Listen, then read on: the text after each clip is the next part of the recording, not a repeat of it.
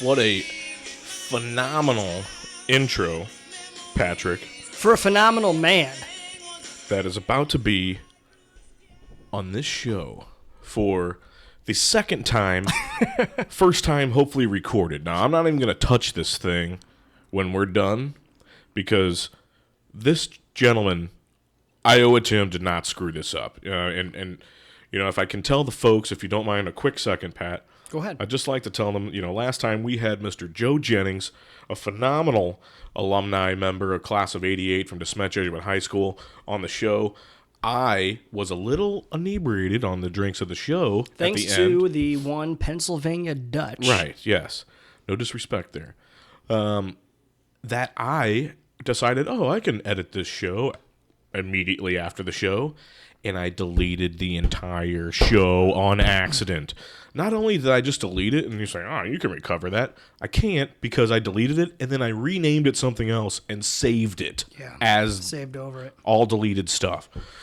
So, ipso facto, here we go again. We're calling the one, the only, Joe Jennings, class of 88, DeSmet Jesuit High School. His last text was, okay in car by cemetery on top of hill outside kids' basketball game. This is going to rock. Oh, it's going to be epic. Here he comes. Make sure you speak up for him. I sure will.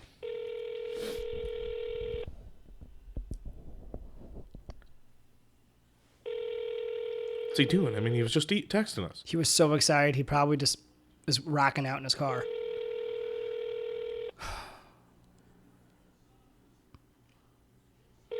No way.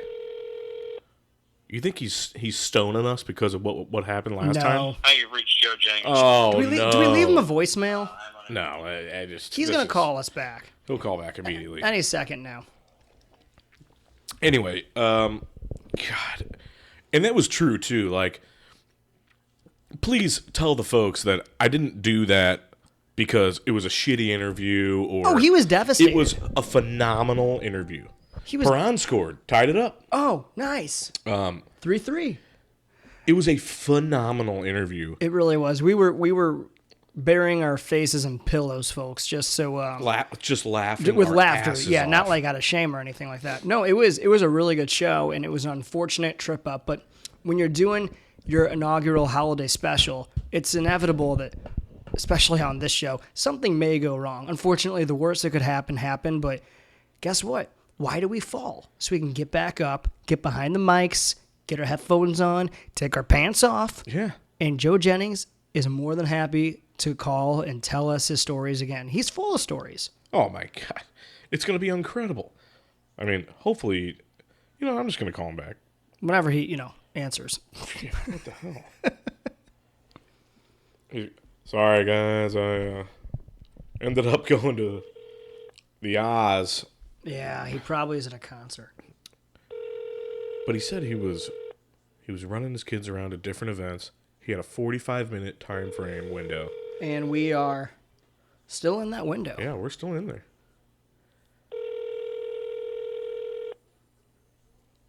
Oh, man. He's never going to live this one down. This is Joe. There he is, Joe Jennings. Welcome to Let's Get Comfortable, sir.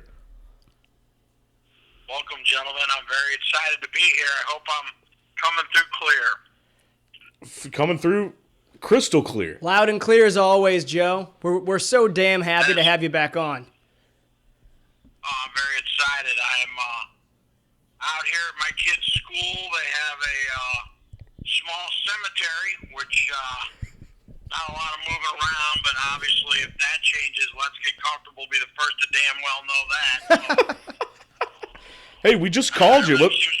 What's going on out there? You missed our call. What do you mean I missed your call? We called you. What are you talking about? We called you. You didn't answer, and we looked like dumbasses. What are you talking? Dude, I just answered.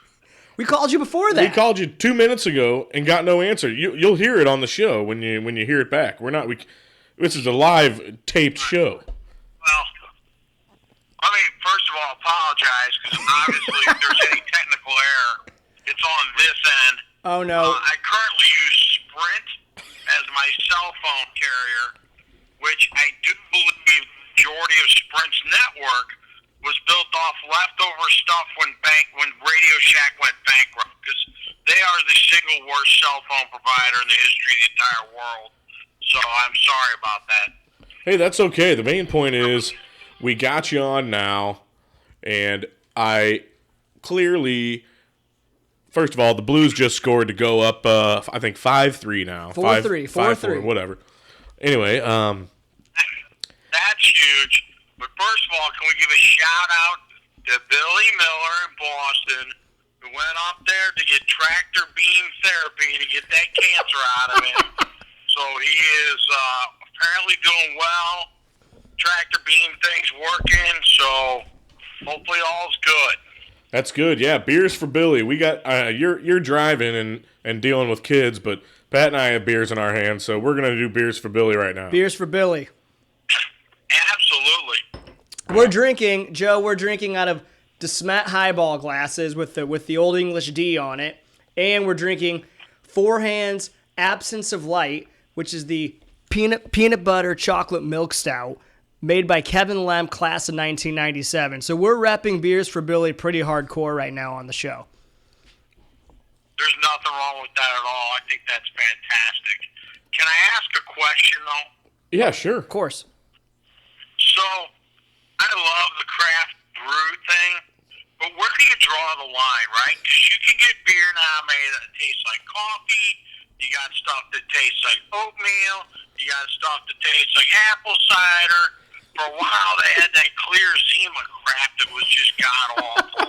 So, like, where do they draw the line? Like, at what point is somebody going to hand you a beer and it's going to be like, oh, it's a lima bean stout. It's great. It's my favorite thing. And you're just like, enough already. Like, I don't want lima bean stout. I don't want my stuff to taste like cranberries or whatever. I just want it to taste like beer. Like, when does it just taste like beer? Like, just beer. Yeah. I totally agree. And, that might be a question for the beer makers out there that we might have to bring up. Good thing we know a couple in Four Hands and Civil Life, but you know what? You never see any crap like that out of Civil Life. They pretty much stay true to their beer roots. Mm-hmm. This is, I think... No, I agree. They're very good. But, like, you go peruse the counter sometime, I think some of these people are getting a little off the wagon with what they're trying to brew. Like, maybe we just stick to the things that, you can taste and choke down without killing yourself. I think coffee stouts or coffee flavored beers is where I draw the line, because that's such a strong flavor. And coffee and beer are really two very separate drinks. That's where I personally draw the line. I mean, if you throw a little bit of fruit in here or there, I think that it's worth tasting, but not worth buying a whole bunch of necessarily, depending on the night and what you're getting. You know what? That's my take, though. I feel like it's the women that are driving this market. These guys, these brewers feel like beer is a man's drink, and they're trying to market it more towards the women. Well, first of all, Pat, you touched on something that I think is a very important topic, which brings me back to my youth, which is coffee.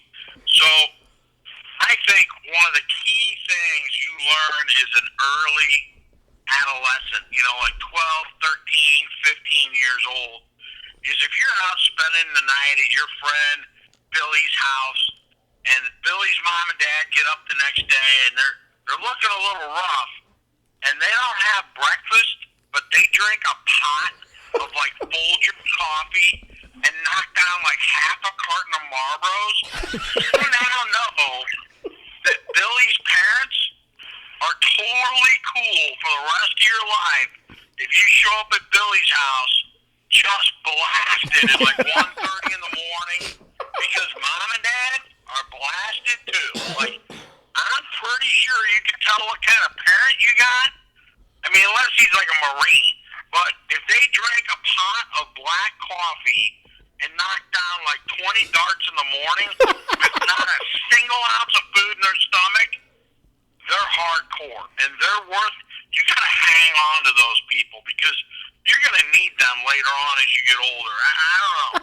Like, it's just something I've noticed when I was younger. When you I don't know if you guys have noticed the same thing, but Real quick question. When you say Billy, you're not referring to, like, Bill Miller's parents. Are you just using Billy as an example here? no, like just Billy, Skippy. Okay. You know, Just want to make sure, because we were talking about Billy whatever. earlier. Yeah, okay. Yeah. So, Like, you just go to your friend's house. It's like a random Saturday morning at 8:30. The parents may have been asleep for 4.5 hours, and they're just pouring black coffee like there's no tomorrow. Like they're scooping that U-Ban in there, just one scoop after the other. U-Ban. And they're just pouring it out, and you're like, all right, these folks right here are not going to care when I'm a little bit older and I come rolling in. They're fine with it. They're totally cool with it. They're the kind of parents that the police showed up, would kind of look at you and be like, nope, Joe is here all night long reading a book. I don't know what you're talking about. Like, they're those kind of people. You can just kind of tell. And it all goes back to coffee. Now, if you get there and you get to somebody's house and the mom's like, well, I got eggs and bacon, but you need to make sure you eat your fruit and blah, blah, blah, you're out on that. They're not going to tell the cops that you were reading a book tonight. They're going to be like, he wasn't here, he probably did it delinquent. You can tell by the kind of breakfast they have in the morning how that's going to go. I wish I would have known these things, growing up, because now it makes complete sense. Well, right? Yeah. Hey, Joe, how... One of the things I noticed. Joe, What's going on with Let's Get Comfortable tonight? Let's talk about you guys. What's going on? we got our pants off here. We got our pizza here. We got our drinks here. This is the semi redone version of the holiday show. Jim is Jim's owning up to it. He feels pretty bad, but we're glad to have you on here. Yeah, Joe. I before we had you on, I don't even know what you're talking about. I don't even know what you're talking about. This is my first time on. This is the best time in my entire life. Yeah, we did not totally interview you last week and delete it on accident. Yeah. But Joe, we have gear now, dude. You have to check it out on your Facebook page. There's a picture of us online. Colleen and Kelly, our Jim's lovely fiance, my lovely girlfriend, surprised us for Christmas with some hoodies and some T-shirts with our logo on it. Hey, that hoodie was from me, not the broads. Oh, excuse me. The hoodie was from Jim. The T-shirts were from the broads. Joe will have to get you a Let's Get Comfortable hoodie at some Joe, point. would you like a Let's Get Comfortable T-shirt? Absolutely, I would love a Let's Get Comfortable T-shirt. I love T-shirts in general. T-shirts are awesome. And when did that become a thing, by the way? When you guys were a kid, did you get a T-shirt at every single thing? Because every single thing my kids do now, Yeah. they get a T-shirt. Yeah. I'm like, T-shirt you need